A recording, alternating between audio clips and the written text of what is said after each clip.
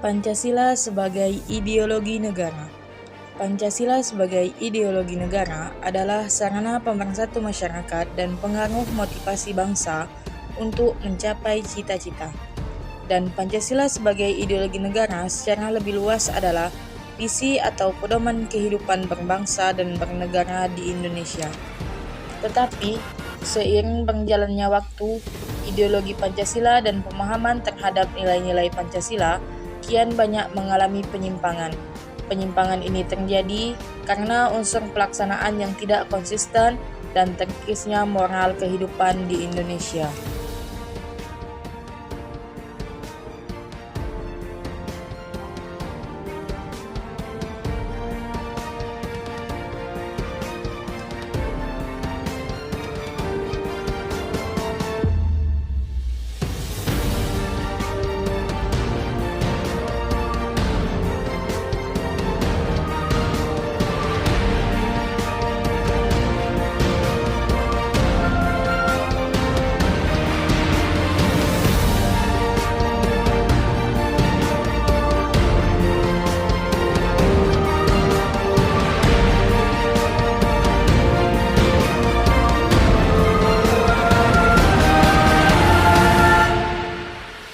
Assalamualaikum warahmatullahi wabarakatuh.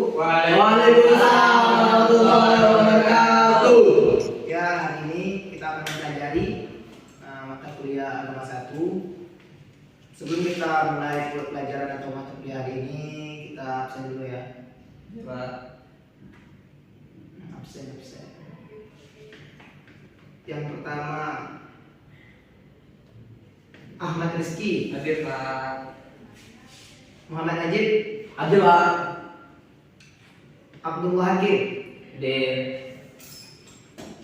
Dira Alfian. Belum datang Pak. Mana ya? Dewi. Makan. Banyak berapa ya? Selanjutnya Lydia. Belum masuk juga Pak. Sama itu. Di Mana? Masih di luar. Oke lah. Sebelum kita mulai pelajaran hari ini, baiklah kita baca Bismillah. Bismillahirrahmanirrahim. Untuk materi kita hari ini tentang manusia sebagai makhluk ketuhanan. Bapak jelasin dulu ya. Manusia makhluk ketuhanan merupakan fitrah. Ada beragam definisi tentang fitrah sesuai dengan objek yang disandarkan kepada fitrah itu sendiri. Namun secara umum pengertian fitrah dipahami sebagai kondisi asli manusia yang suci dan bersih. Kondisi ini bersifat azali, nun jauh tidak di alam yang dikenal dengan alam arwah. Jauhnya tak terbilang dengan angka dalam jarak tempuh. Fitrah juga bisa dipahami dalam perspektif alam nalar manusia sehingga bisa lebih konkret untuk dimengerti. Ilmu psikologi mengenalkan fitrah sebagai potensi bawaan yang terpendam dalam diri manusia. Idul Fitri secara harfiah bermakna kembalinya manusia kepada kondisi asal yang suci dan bersih. Dinyatakan kembali karena pada hakikatnya kondisi fitrah itu konstan tetap adanya.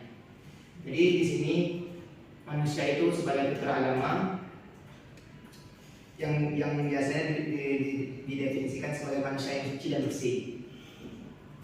Tidak ada yang kotor Ustaz. Iya, nggak ada. Manusia itu pertamanya awalnya suci dan bersih. Kok bisa jadi kotor Ustaz? Itu tergantung dari hawa nafsunya yang dia secara berlebihan. Dalam fitrah ya, manusia menurut Tuhan. Ini dari mana ya? Kantin Pak. Sini dulu. Ini siapa namanya? Dira. Yang ini? Lydia. Dari mana tadi? Kantin. Ini dalam jam berapa ya? Udah lewatnya jam kuliah.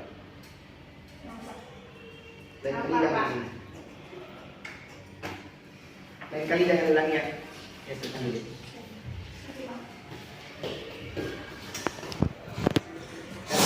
Kita lanjut materi kita.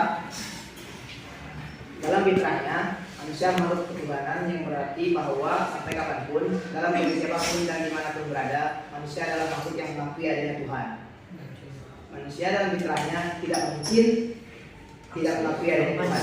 Hal ini ditegaskan dalam Al-Quran surah Al-A'raf ayat 127. Dan yang diartinya Dan ingatlah ketika Tuhan mengeluarkan keturunan anak-anak Adam dari sulbi mereka dan Allah mengambil kesaksian terhadap jiwa mereka secara seraya berfirman, bukankah aku ini Tuhanmu? Mereka menjawab, betul, engkau Tuhan kami. Kami menjadi saksi, kami lakukan yang demikian itu agar di hari kiamat kami tidak mengatakan sesungguhnya kami Bani Adam adalah orang-orang yang lengah terhadap ini. Ini ada yang ditanyakan? Pak, Yakin? bagaimana sih caranya menjaga mitra ini agar tetap di jalan yang benar? Tunggu ya, kita buka artikel saya dulu. Dalam artikel yang saya buat ini ada 3 cara agar tetap di jalan yang benar menurut Islam. Pertama, meyakini sepenuhnya kebenaran perjanjian azali antara Allah dan manusia seperti terungkap dalam kalimat alastu birabbikum bala sahidna, yang artinya apakah aku ini Tuhanmu, dan kita menjawab semuanya iya.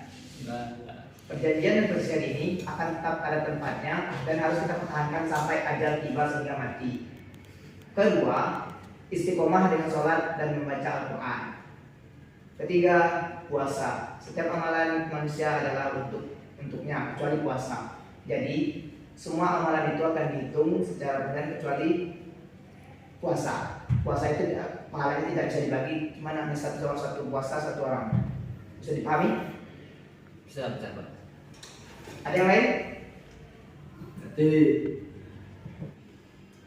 Pak, boleh nanya satu lagi tak? Tentang Ya, sudah kan? Udah, Pak. Udah jadi. Udah jadi. Udah. Jadi itu saja pelajaran yang bisa Bapak sampaikan. Mungkin waktunya dan juga sudah mulai azan. Setelah kita akhiri pelajaran ini dengan mengucapkan Alhamdulillah Rabbil Alamin. Alhamdulillah Rabbil Alamin. Ya, dari Bapak, Assalamualaikum warahmatullahi wabarakatuh. Waalaikumsalam warahmatullahi wabarakatuh.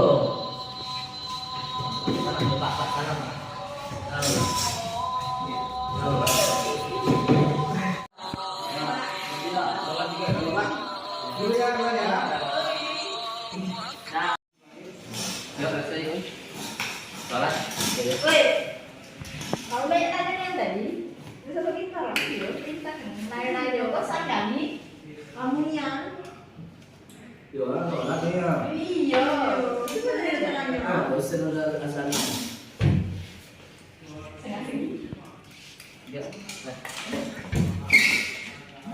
Tahu ada. Woi, besok nih kalau tanya sama dosen, jangan soal lah.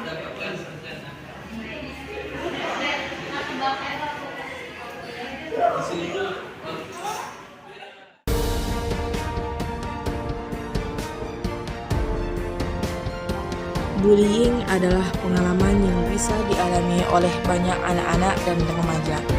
Perilaku bullying dapat berupa ancaman fisik atau verbal. Bullying terdiri dari perilaku langsung seperti mengejek, mengancam, mencela, memukul dan merampas yang dilakukan oleh 1-2 orang atau lebih. Selain itu, bullying juga dapat berupa perilaku tidak langsung, misalnya dengan mengisolasi atau dengan sengaja menjauhkan seseorang yang dianggap berbeda. Fenomena kekerasan bullying bisa juga diartikan sebagai perbuatan atau perkataan seseorang yang dapat menimbulkan rasa takut, sakit, dan tertekan baik fisik maupun mental. Tradisi bullying sering terjadi di suatu lembaga pendidikan.